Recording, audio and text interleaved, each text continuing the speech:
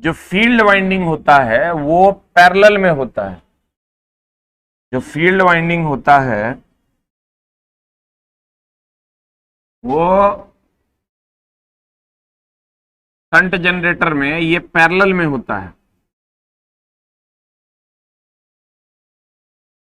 ये तुम्हारा जनरेटर का आर्मेचर वाइंडिंग हो गया,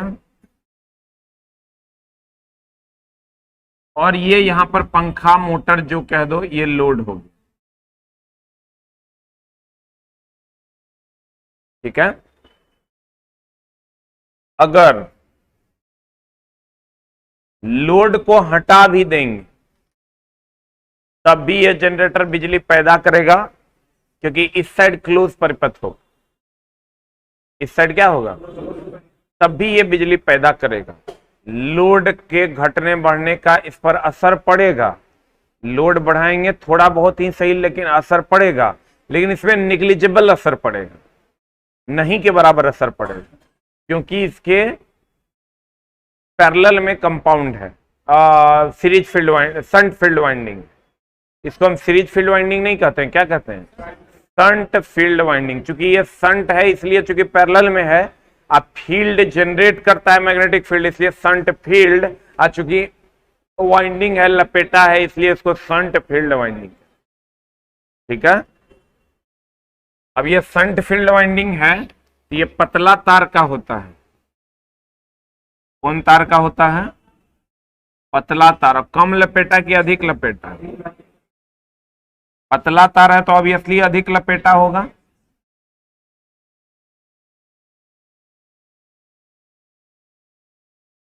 पतला तार और अधिक लपेटा का होता है। सही है।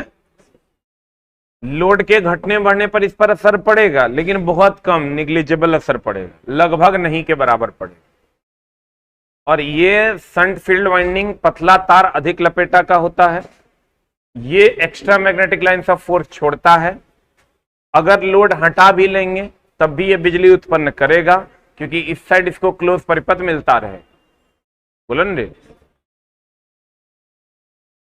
कहते हैं देखो इसमें फील्ड वाइंडिंग, यही ना फील्ड वाइंडिंग जो फील्ड जनरेट करता है, इसमें फील्ड वाइंडिंग आर्मेचर के समानांतर में संयोजित होता है। ये आर्मेचर इसके समानांतर में संयोजित होता है। सही की गलत, इस जनित्र में लोड से संयोजित करके चालू। अब देखो जो पिछला था सीरीज फील्ड वाइंडिंग, जिसमें हम सीरीज फील्ड वाइंडिंग करते थे, ये तो शंट फील्ड वाइंडिंग है।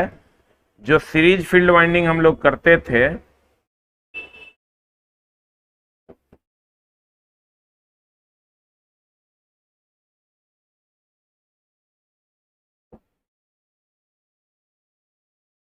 इसमें लोड नहीं लगाएंगे तो ये ओपन सर्किट हो जाएगा, चलवे नहीं करेगा।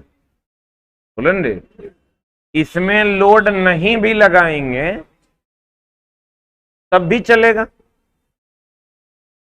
ये सीरीज फील्ड वाइंडिंग है कि शंट फील्ड वाइंडिंग, ये सब नहीं बुझाता है। हम 15-20 लाख दिए थे तैयो ने बुझाया था, इसलिए बढ़िया समझो। 2 लाख रुपया ईयरली देते थे तैयो ही सब नहीं बुझाता था, पते नहीं चलता था series field winding shunt field winding क्या है। अगर इसको लोड हटा देंगे कि चलेगा, काहे नहीं चलेगा, ओपन सर्किट हो जाएगा। और इसमें लोड हटा भी देंगे, कहता है इस जनित्र में लोड से संयोजित करके चालू नहीं करना चाहिए। अब देखो दो बातें हैं, अगर तुम इसको लोड से संयोजित कर देता है, उत्तेजना शुरू में देनी है कि हमेशा देनी है। अरे कैपेसिटर का काम है धक्का शुरू में देना कि हमेशा देना।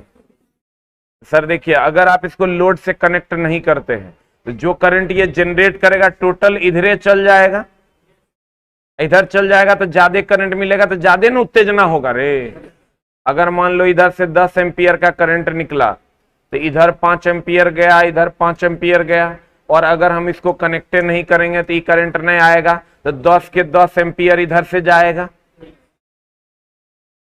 बोलवे नहीं करेगा। कहता है इस जनित्र को लोड से संयोजित करके चालू नहीं करना चाहिए, क्योंकि इस अवस्था में किस अवस्था में, जब लोड से संयोजित कर देंगे तब में प्रेरित विद्युत वाहक धारा जो ये उत्पन्न करता है उसको हम प्रेरित विद्युत वाहक धारा कहते हैं, का प्रवाह मुख्य रूप से लोड की ओर होने लगेगा और फील्ड वाइंडिंग अगर हम इससे कनेक्ट कर देंगे मेरे दोस्त तो इधर की ओर मुख्य रूप से होने लगेगा और फील्ड वाइंडिंग को नहीं मिल पाता है, इसको नहीं मिल पाता है, बहुत कम मिल पाता है।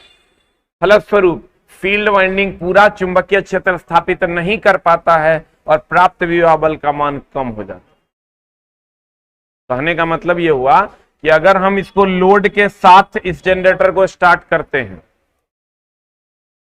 तो लगभग जो करंट होता है वो इधर की ओर चला जाता है, इधर की ओर बहुत निग्लिजिबल करंट आ पाता है। क्यों आ पाता है? क्योंकि इसका रेजिस्टेंस ज्यादा होता है, क्योंकि इसका रेजिस्टेंस क्या होता है?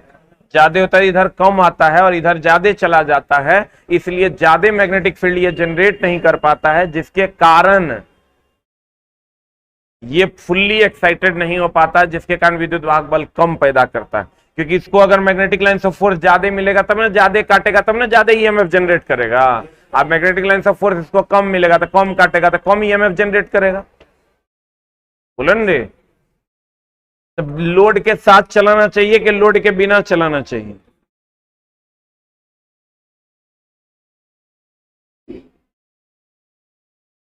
आप कहता है इस जनित्र का फील्ड वाइंडिंग बता, पतला तार की मोटा तार? ये जो फील्ड वाइंडिंग है ये पतला तार का बनाया जाता है। अब पतला तार मतलब अधिक लपेटा कि कम लपेटा? अच्छा बताओ, यहां जो आर्मेचर धारा जनरेट कर रहा है IA,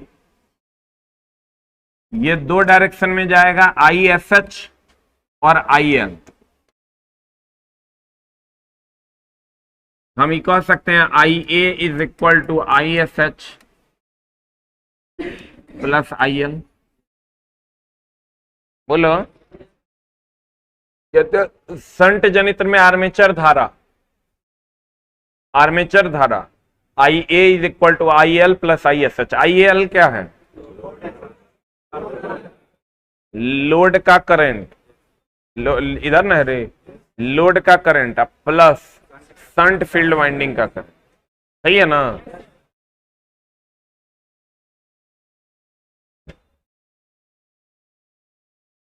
देखो, जो लड़का क्वेश्चन बनाता है सब क्वेश्चन तुमसे बनेगा। तुम्हारा जे किताब दिल करे मार्केट का खरीदो और उसका क्वेश्चन बनाओ, सबका क्वेश्चन इसमें डाला हुआ है, सब क्वेश्चन बनेगा।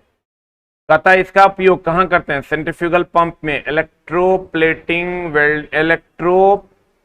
होगा, यहाँ इलेक्ट्रोप्लेटिंग वेल्डिंग में कॉमा वेल्डिंग में, एक्साइटर लिफ्टिंग लोड में, लोड को उठाने के लिए, अस्थिर वोल्टेज बैटरी चार्जिंग आदि में इसका प्रयोग करते हैं।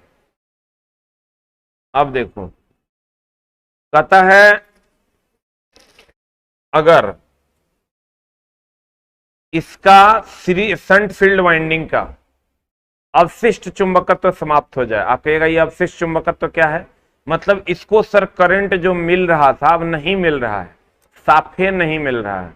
अवशिष्ट चुंबकत्व मतलब इसको करंट मिल रहा है तब नहीं मैग्नेटिक लाइन ऑफ फोर्स छोड़ रहा है, बोलन रे। अब वो मिलना इसको बंद हो जाए, किसको?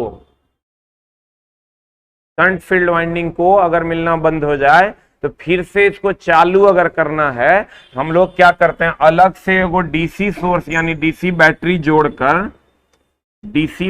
जोड़कर इसको एक्साइटेड करते हैं और तब ये मैग्नेटिक लाइन ऑफ फोर्स छोड़ता है, तब ईएमएफ जनरेट होता है। बोलन रे, कहते हैं यदि डीसी शंट जनरेटर का अवशिष्ट चुंबकत्व, ये जो शंट जनरेटर इसका जो अवशिष्ट चुंबकत्व हम पैदा कर रहे हैं, अलग से जो चुंबकत्व पैदा कर रहे हैं उसी को अवशिष्ट चुंबकत्व कहते हैं। अवशिष्ट चुंबकत्व समाप्त हो जाए तो उसे पुनः प्राप्त करने के लिए शंट फील्ड को कुछ मिनट के लिए किससे संयोजित कर देना चाहिए? किससे? बैटरी से संयोजित कर देना चाहिए।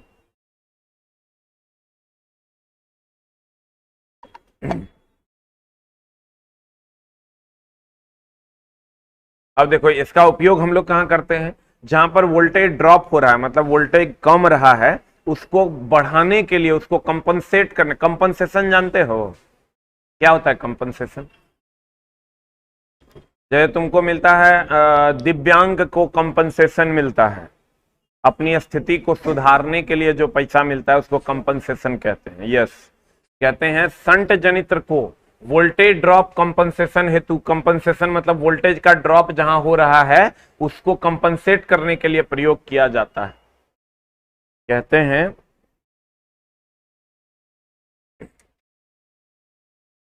कंपाउंड जनित्र। देखो कंपाउंड जनित्र में क्या होगा, ये लोड तो होबे करेगा, अब सीरीज और संट को मिला के कंपाउंड बनता है। कंपाउंड का मतलब यौगिक होता है।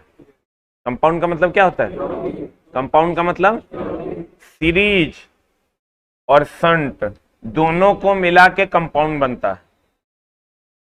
सीरीज और संट दोनों को मिला के क्या बनता है? कंपाउंड।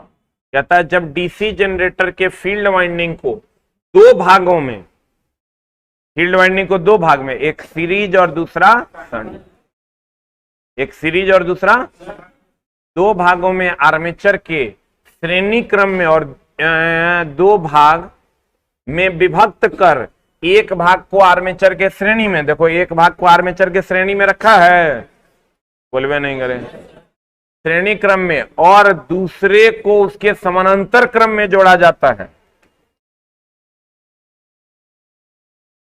तो उसे कंपाउंड जनित्र कहते हैं। अब इसमें भी दो बातें होती है, एक होता है क्यूमुलेटिव, एक होता है डिफरेंशियल। आप कहिएगा क्यूमुलेटिव डिफरेंशियल क्या होता है? अब तुम सोचो, आज से 2 साल पहले हम पढ़ाए हैं, 2 साल से भी ज्यादा हो गया, लगभग 2.5 साल हो गया, 3 साल हो गया, 2018-19 में हम पढ़ाए थे, 2-2.5 साल हो गया और फिर हम पढ़ा रहे हैं। लेकिन हमको याद है क्यूमुलेटिव क्या था, डिफरेंशियल क्या था। डिफरेंशियल में फ्लक्स एक दूसरे को काटता था, क्यूमुलेटिव में एक दूसरे का सपोर्ट करता था। अगर इसका फ्लक्स और इसका फ्लक्स एक दूसरे का सपोर्ट करेगा तो ये क्यूमुलेटिव हो जाएगा, अगर कहीं पर भी काट देगा तो उसको हम डिफरेंस का मतलब ये होता है विरोध। डिफरेंस का मतलब नहीं कहते हैं मेरे भाई से मेरा विरोध, डिफरेंस चल रहा है, डिफरेंस चल रहा है मतलब क्या चल रहा है? विरोध चल रहा है। तो देखो कहता एक बात बताओ, ये जो सीरीज आई हो, हम उसी टाइम ध्यान में रखे थे कि सीरीज और संट में किसमें मोटा तार कम लपेटा, किसमें पतला तार अधिक लपेटा। तो सीरीज में मोटा तार कम लपेटा और संट में पतला तार अधिक लपेटा, क्योंकि संट का स्पेलिंग छोटा है और सीरीज का स्पेलिंग बड़ा है। लैप वाइंडिंग, वेव वाइंडिंग में हम तुमको बताए थे, वेव वाइंडिंग भी है तो वोल्टेज को बढ़ाएगा, करंट को घटाएगा। तो लैप वाइंडिंग जो होगा वो वोल्टेज को घटाएगा, करंट को बढ़ाएगा। अब फिर हम बोले थे तुमको कि समानांतर पथों की संख्या लैप वाइंडिंग में पोल की संख्या के बराबर वेव वाइंडिंग में 2 होती है। याद है? ये सब चला, सेटिंग अगर हो गया तो समझ में आएगा और क्वेश्चन भी बन जाएगा। कहता है इसमें आर्मेचर के श्रेणी में एक लगा होता है सीरीज फील्ड वाइंडिंग, और आर्मेचर के पैरेलल में एक लगा होता है जिसको हम क्या कहते हैं? Shunt field winding. बोलन रे। अब कहता है इसका आउटपुट विभव बल फुल लोड। देखो इसमें अब मामला क्या है, इसमें जैसे अगर सीरीज फील्ड था अकेले यहां से उधर, तो लोड के घटने बढ़ने पर इस पर असर पड़ता था। बोलन रे। अगर शंट फील्ड था तब भी थोड़ा बहुत ही सही लेकिन असर पड़ता था। लेकिन अगर सीरीज और शंट दोनों रहेगा ना तो लोड के घटने बढ़ने का इस पर कोई असर नहीं पड़ेगा, क्योंकि दो गो आदमी है जो फील्ड जनरेट करके इसको दे रहा है। बोलन रे। अरे 100% रहेगा तो चावल खरीदने जाएंगे तो बजट पर असर पड़ेगा, 1 लाख रहेगा तो माँ कसम चावल खरीदने जाएंगे तो की असर पड़ेगा? कोई असर पड़ेगा? असर तब पड़ेगा जब कितना रहेगा? 100 रुपये। हम लोग जब करेला खरीदने जाते थे और या भिंडी खरीदने, कुछ खरीदने जाते थे, तो जब जाते थे तो लगता था 40 में दे रहा है यार, ये 30 में होता तो 5% बच जाता।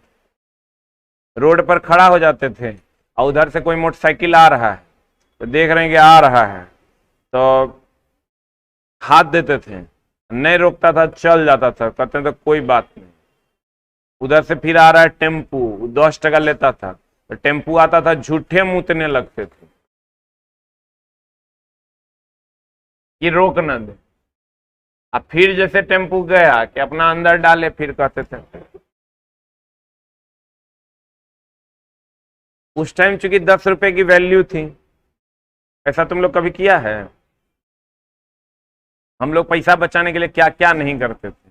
ट्रक आते रहता था ना तो ब्रेकर के पास खड़े रहते थे, जब लंबा दूर जाना होता था, अब पीछे में खाली रहता था जो ट्रक के, वो ट्रक में जैसे ब्रेकर पे स्लो किया गया, पटाख से चढ़ ली।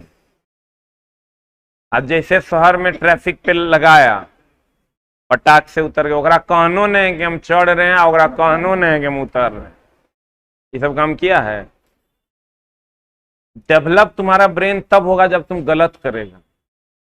चोरी करो, मजाक लग रहा है, तो तुम लोग मेरे रास्ते पे कभी नहीं चल पाए, नेवर। तुम लोग मेरे रास्ते पर, मेरा बस चले तो हम रास्ता ही बदल दें तुम लोग का। एकदम खाली उल्टा पुल्टा काम करो, देखो तुम्हारा ब्रेन कितना शार्प होता है। लेकिन तुम लोग ये सब काम करेगा नहीं, टेम्पू पे 10 टका दे के बैठेगा, मामला वहीं रहेगा टेम्पू पे। दिमाग लगाओ हमेशा उल्टा, और उल्टा दिमाग लगाओ। तुम ही समझो, जो बच्चा सबसे ज्यादा बदमाश है वही बच्चा लाइफ में कुछ बवंडर कर पाएगा, और नहीं तो भीड़ का हिस्सा बन के मर जाए। तुम चोरी करो बचपन में, देखो तुम्हारा पढ़ने से ज्यादा ब्रेन तेज हो। तुम लोग की करता है, मगध स्कूल में जाके पढ़ने लगता है। पढ़ने का टाइम अब है, हंसता है छोटा। पूरा ये जानकर चला, बहुत आश्चर्य लगेगा कि हम जिंदगी में कभी स्कूल नहीं गए, कभी नहीं, स्कूल जेबे नहीं करते थे। थोड़ा मेरा कहानी सुनेगा तो क्लास खत्म हो जाएगा। कभी जिंदगी में, मेरे हाथ में मार्कर है, मेरे याद में कभी नहीं है कि हम पूरा दिन स्कूल कर लिए होंगे। एक आध 2 दिन हम मुश्किल से गए और 2-3 घंटे किए। हाँ, कभी नहीं गया। अरे स्कूल नहीं गए, कॉलेज भी +2 तक कभी नहीं, कभी नहीं। हम बीटेक में गए तो 1 दिन नहीं छोड़े। लेकिन करते क्या थे स्कूल के टाइम में, तुम लोग तो कुछ कर लेता होगा, हम कसम डेली सिनेमा देखते थे।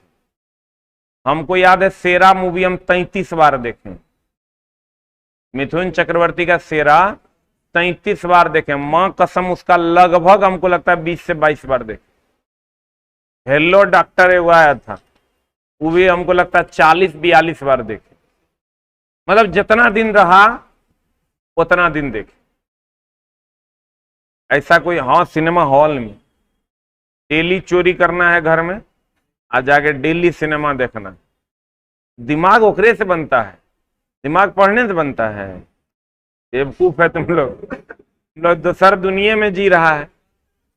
हमेशा ही समझो गलत काम करने से ही तुम्हारा दिमाग तेज। बचपन में अगर तुम्हारा धिया पुता कहे ना मार दे, मार मादर इंडिया,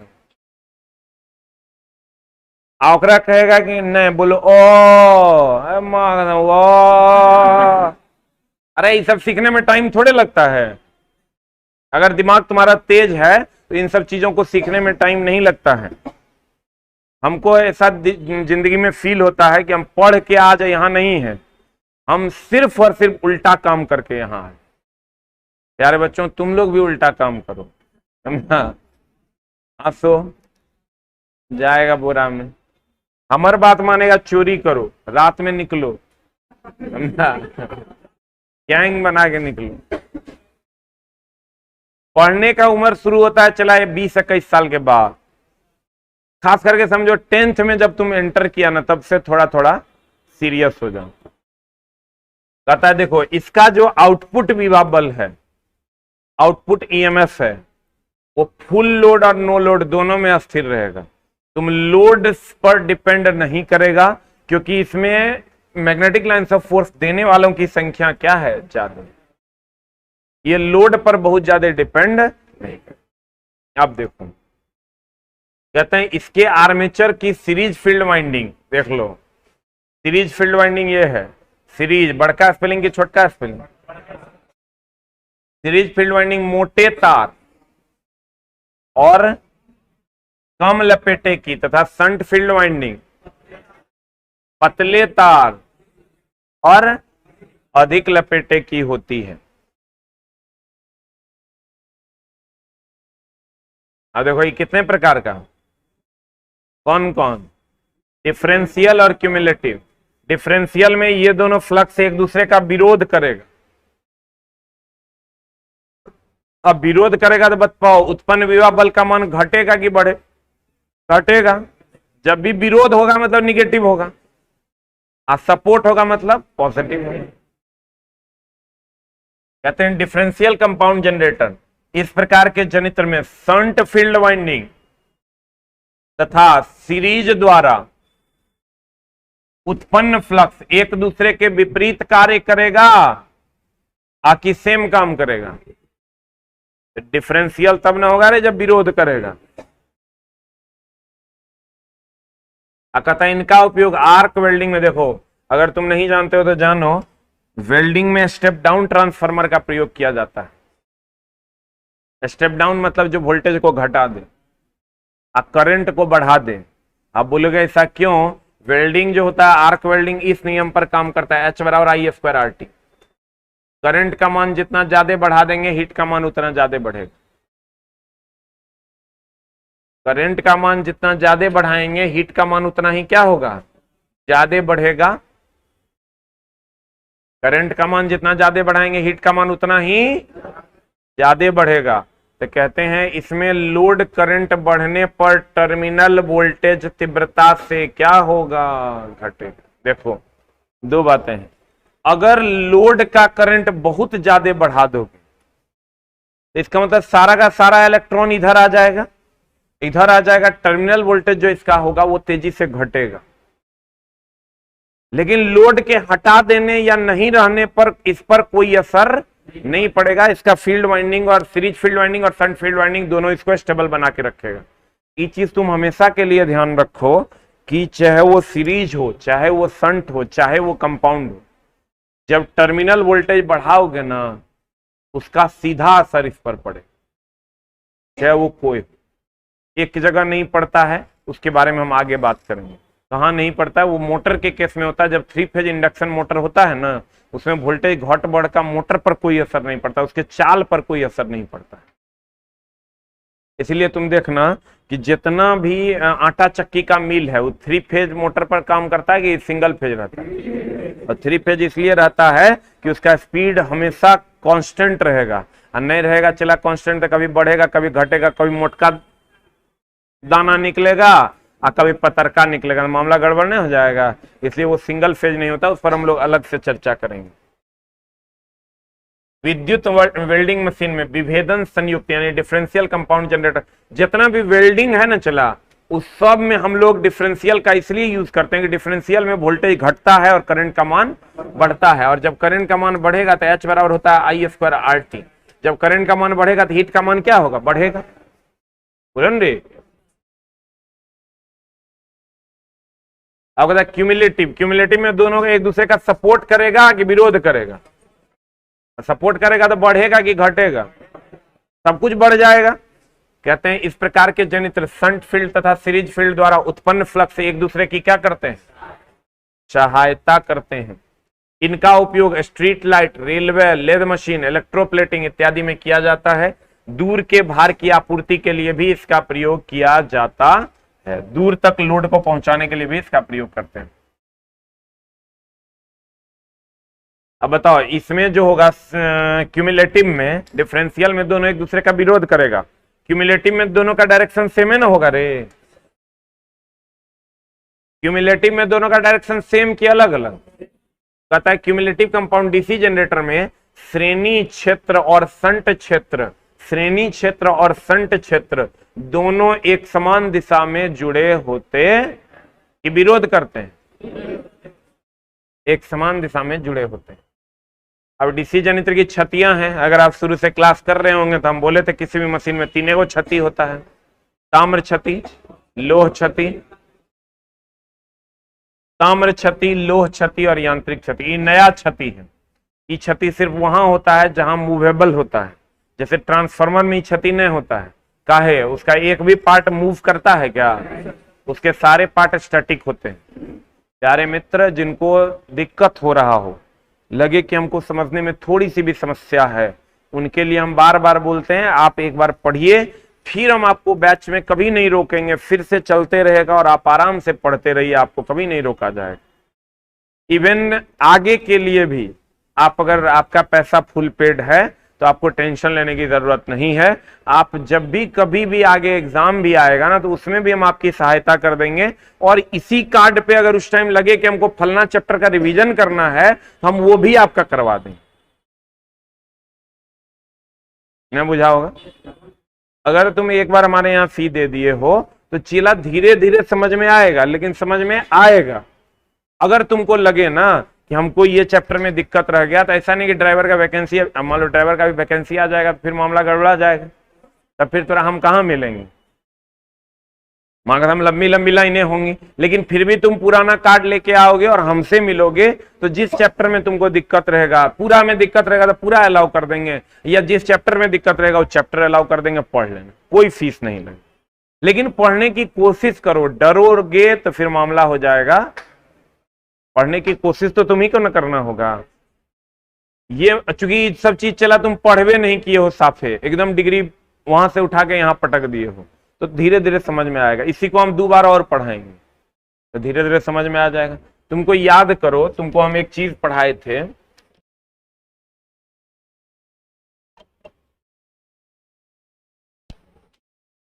याद कर जहिया कुंवर रहिला से पहले, याद है ट्रांसफार्मर? याद है? इसमें ये क्रोड है कि क्वाइल है? हाँ, और ये बाहर मेरे दोस्त, क्रोड में जो क्षति होता है वो कौन क्षति होता है?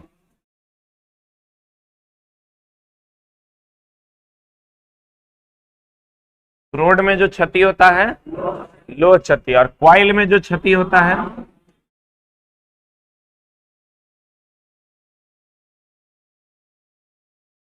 सही कि गलत?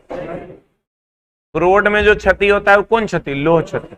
और क्वाइल में जो क्षति होता है वो कौन क्षति? सही है तो भैया। और यांत्रिक क्षति होता है घूमने से, जैसे बैरिंग टूट जाएगा मोटर के, जनरेटर के, बियरिंग समझता है ना, बियरिंग टूट जाएगा, बेल्ट टूट जाएगा, फलना टूट जाएगा, चिलना टूट जाएगा, तो सब क्या है? यांत्रिक क्षति है। ये मुख्यतः 3 प्रकार के होते हैं, एक ताम्र क्षति और मेनली लोह क्षति। पहले ही दोनों को पढ़ते हैं और अलग से पढ़ लेंगे हम लोग क्या यांत्रिक क्षति। बताओ,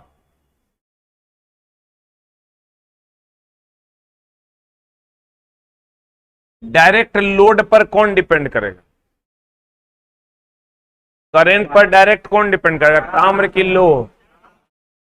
और लोह क्षति लोड पर डिपेंड करेगा। इसको हम स्थैतिक क्षति कह सकते हैं। स्थिर रहेगा कि बदलते रहेगा? लेकिन ये स्थैतिक है क्या? ये लोड पर डिपेंड करेगा, क्योंकि क्वाइल में डायरेक्ट करंट हम देते हैं, बोले नहीं करेगा। लोह क्षति 2 प्रकार का होता था, याद करो। एक होता था हिस्टेरेसिस क्षति और एक होता था ईडी धारा क्षति। बोलो, याद कर जहिया कुंवर रहिला। ताम्र क्षति, ताम्र क्षति चला कहां होगा? क्वाइल में कि क्रोड में? क्वाइल न होता है तांबा का।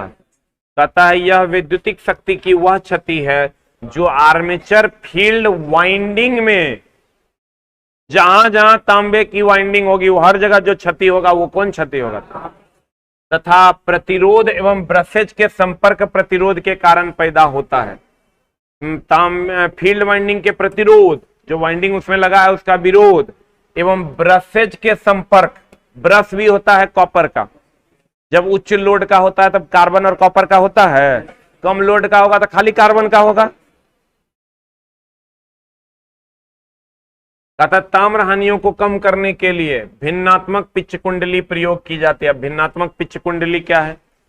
अलग अलग पिच की कुंडलियां, मतलब एक मोटा और एक पतला, अलग अलग दूरी पर दो क्वाइल्स के बीच में। देखो, अगर ये ऐसा है और ऐसा है, दोनों इसी पर है, तो इसका पिच 0 हो गया। एक यहाँ है एक यहाँ है, तो ये जो बीच की दूरी है ये पिच होगी। देखो बात बताओ, अगर दूरी पर देंगे तो गर्म भी होगा तो बहुत ज्यादा फर्क नहीं पड़ेगा, बोलवे नहीं करेगा। अगर दूरी पर देंगे तो ये तार गर्म हो जाए, ये तार गर्म हो जाए, बहुत फर्क नहीं पड़ेगा। लेकिन अगर दोनों सटा देंगे तब भैया एक तार गर्म होगा, दूसरे तार पे फर्क पड़ेगा कि नहीं पड़ेगा। इसलिए भिन्न भिन्न रखेंगे, अलग अलग कॉइल को रखेंगे, बहुत ज्यादा कॉइल को एक दूसरे पर सटा सटा कर नहीं लपेटेंगे। तो कहते हैं भिन्नात्मक पिच कुंडली का प्रयोग क्या था। इसलिए देखो फायदा क्या है, अगर तुम्हारा बड़ा जनरेटर है, बड़ा डायनेमो है, पंखा तुम देखना पुराने जमाने का जितना पंखा था उसका जो वो था बीच वाला, वो बड़ा था कि छोटा था, तो वो देखो अभी तक जल रहा है। हम लोग कहते हैं बाप रे तमर ददे खरीदा था, आज तक दुकान वाला के यहाँ नहीं गया, बोले हैं कि नहीं। लेकिन कभी ओकरा उठा के देखना उतना भारी लगेगा, काहे? क्योंकि उसमें ओरिजिनल कॉपर है। इसको उठाओगे हल्का लगेगा क्योंकि इसमें कॉपर के साथ साथ अल्युमिनियमो है। एल्युमिनियम जो है चालकता की अगर बात करोगे तो चालकता किसकी ज्यादा होती है, कॉपर की कि एल्युमिनियम की? अब भार किसका ज्यादा होता है? अरे भार भी ज्यादा किसका होता है, कॉपर का। और एल्युमिनियम का भार क्या होता है, कम। तो देखो अभी जो चालकता इसका कम है, तो कम है तो इसका मतलब प्रतिरोध ज्यादा होगा। अब प्रतिरोध ज्यादा होगा तो विरोध ज्यादा होगा, विरोध ज्यादा होगा तो गर्माएगा ज्यादा। तो जे पंखा या मोटर या जनरेटर में इसको एल्युमिनियम सस्ता भी है। एल्युमिनियम सस्ता कि कॉपर सस्ता? एल्युमिनियम का जो ग्लास तुम लोगे मेरे दोस्त 50 टका में, वही कॉपर का ग्लास लोगे तो 150 टका में मिले। बोल न हो भाई। कहते हैं एल्युमिनियम का अगर तार लपेट के दे देगा तो दे देगा भैया, तो इसका प्रतिरोध ज्यादा होगा, गरमाएगा ज्यादा। कॉपर का देगा, इसका प्रतिरोध कम होगा, गरमाएगा कम। प्रतिरोध कम होगा तो गरमाएगा कम, क्योंकि विरोध कम करेगा विद्युत धारा का। लेकिन ये महंगा है, तो तुम खोजोगे चाइनीज माल, तो चाइनीज माल खोजोगे तो कॉपर का देगा तुमको कॉइल, कि एल्युमिनियम का? एल्युमिनियम का देगा, वो गरमाएगा जल्दी। इसीलिए वो ले जाने के बाद कहेगा चले तो शाम तक, ना चले तो चांद तक, और ना चले तो शाम तक। ये ना मामला है। तो कहते हैं इसमें भिन्नात्मक पिच कुंडली का प्रयोग करते हैं। लोह क्षति, अब बताओ लोह क्षति कहाँ होता है, क्रोड में कि कॉइल में? क्रोड में ना। कहता है आर्मेचर तथा फील्ड क्रोडों में होने वाली वैद्युतिक शक्ति की क्षति को लोह क्षति कहते हैं। ये दो प्रकार का होता है, एगो भंवर धारा क्षति, एगो ईडी धारा क्षति। हाँ, भंवर धारा क्षति और हिस्टैरिसीस क्षति। अरे लोह क्षति कितने प्रकार का? एक होता है भंवर धारा क्षति, भंवर धारा क्षति जिसको आप ईडी करंट लॉस कहते हैं।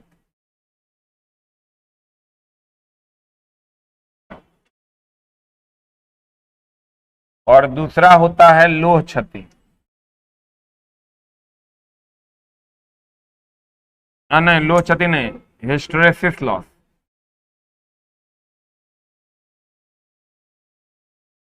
हिस्टैरिसीस क्षति।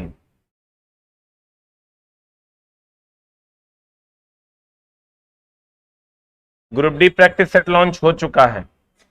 हिस्टैरिसीस क्षति कहता है लोह आदि चुंबकीय पदार्थ के हिस्ट्री के कारण, यानी बार बार चुंबकित और विचुंबकित होने के कारण। बोलो न रे, बार बार चुंबकित तथा विचुंबकित होने से विद्युतिक शक्ति की जो क्षति होती है उसे हम कौन क्षति कहते हैं? ये फॉर्मूला याद है, पीछे ट्रांसफार्मर में पढ़ाए हैं रे। बताओ तो ये तापमान पर निर्भर करता है हिस्टैरिसीस क्षति? कहीं है रे इसमें तापमान? आवृत्ति पर निर्भर करता है, आवृत्ति बढ़ेगा तो बढ़ेगा, आवृत्ति घटेगा तो यह हिस्टैरिसीस नियतांक, ये बढ़ेगा तो बढ़ेगा, ये घटेगा तो क्या होगा, घटेगा। आप कहता है ईडी करंट लॉस। फैराडे के विद्युत चुंबकीय प्रेरण के सिद्धांत के अनुसार चुंबकीय क्षेत्र में गतिमान प्रत्येक चालक में विभव बल पैदा हो जाता है। इसके अनुरूप आर्मेचर कोर में भी विभव बल पैदा होता है। इस विभव बल के कारण कोर में प्रवाहित विद्युत धारा आवश्यक रूप से वैद्युतिक शक्ति की खपत करता है, जिसे हम ईडी धारा क्षति कहते हैं। एक बात बताओ, आपको ये पता है कि ये आपका हो गया नॉर्थ पोल, ये हो गया साउथ पोल। अब बताओ ये जो आर्मेचर रहता है जकरा पे तुम कॉइल लपेटते हो, ये आर्मेचर को ही हम क्रोड कहते हैं। ये जो घूमता है तो खाली कॉइल घूमता है कि आर्मेचर भी घूमता है? आर्मेचर स्टील का होता है, सिलिकॉन स्टील का, तो उसको भी तो चालके है। नहीं है। अगर वो चालक है तो घूम रहा है तो उसमें भी तो ईएमएफ जनरेट हो रहा होगा, क्योंकि भैया फैराडे का लॉ कहता है कि अगर कोई चालक फ्लक्स को काटेगा तो ईएमएफ जनरेट होगा। ये थोड़े कहता है खाली कॉपरे का काटेगा तो ईएमएफ जनरेट होगा, इसमें भी ईएमएफ जनरेट होगा। अगर इसमें ईएमएफ जनरेट होगा, अगर इसमें ईएमएफ जनरेट होगा, इसका मतलब ये हुआ कि इसमें ईएमएफ जनरेट होगा, मतलब करंट का प्रवाह होगा। और करंट का प्रवाह होगा तो है लोहा, तो लोहा तो विद्युत का विरोध करेगा कि सपोर्ट करेगा? अरे कॉपर सपोर्ट करता है, अल्युमिनियम भी सपोर्ट करता है, लोहा तो साफे ना विरोध करेगा रे। और जब वो विरोध करेगा तो गर्म होगा, गर्म होगा तो भैया वही गर्म ही जो होता है वही तो ईडी धारा क्षति है।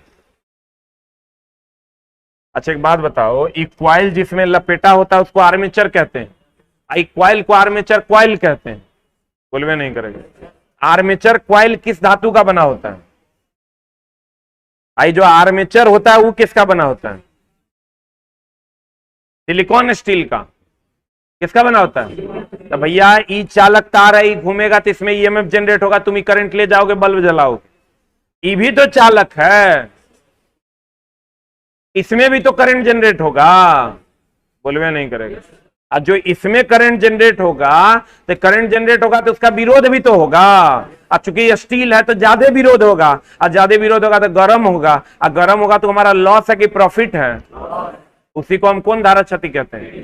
एक करोड़ इसी को न कहेंगे क्योंकि इस पे कॉइल लपेटा हुआ है, बोले वे नहीं करेंगे। उसका फॉर्मूला है W=BM²F²T²। अब देखो ये भी आवृत्ति पर निर्भर करता है, तापमान पर कहीं निर्भर कर रहा है रे। आर्मेचर कोर को लेमिनेटेड, आप बताओ, हम हरदम बताए हैं कि अगर कोर को लेमिनेट कर दीजिएगा तो ईडी धारा क्षति का मान क्या हो जाएगा? कम।